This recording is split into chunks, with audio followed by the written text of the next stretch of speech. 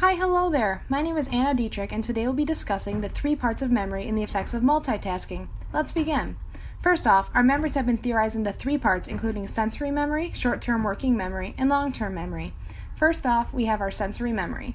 In sensory memory, information is held for only an instant. This information includes what you see, hear, smell, or experience every moment. Most times these are quickly forgotten, but if given significant attention, they can be passed on to our short-term working memories. Here, information stays for up to 30 seconds unless rehearsed, practiced, or thought about. This area is considered a workbench for sorting sensory memories and where long-term memories can be brought up back to use once again. It's important to note this is a limited capacity memory system, and if overloaded, information can be quickly forgotten. Also, inside the working memory is the central executive, which acts as a supervisor and decides which information needs to be stored long-term and which info is safe to be ignored. Information chosen to stay by the central executive then moves on to the long-term memory. Our long-term memories are incredible storage bins which hold enormous amounts of information that can stay for long periods of time. Oftentimes, memories are retrieved from here, put back on the workbench of the short-term memory, and connected with incoming information and ideas. Now, to see how this all works in the big picture, let's review using the Atkinson and Shiffrin's model of the theory of memory.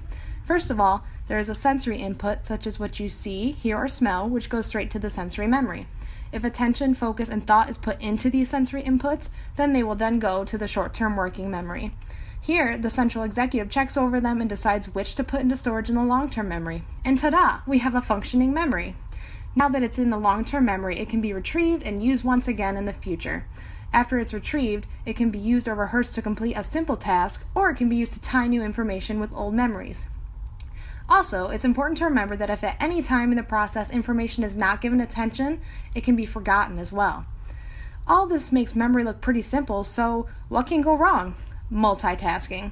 Many of us live busy lives and are usually trying to juggle 2 or more things at once, but by multitasking, your brain is reaching for too many things.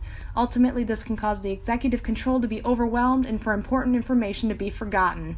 To maximize your memory and prevent overload, try doing the following.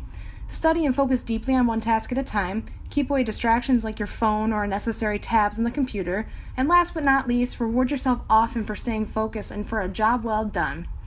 If you still find yourself wanting to learn a little bit more about multitasking and memory, please pause the video now and click on one of the orange links below to read a little bit more. And if you still can't get enough, I would highly suggest clicking the link to John Santrock's book on behaviorism and cognitive approaches. This book was the foundation for the video today, and within it you can find so much more about educational psychology and the mind. Finally, I would like to thank you so much for taking the time to learn a little bit more about our amazing memories and how to better manage multitasking. I hope you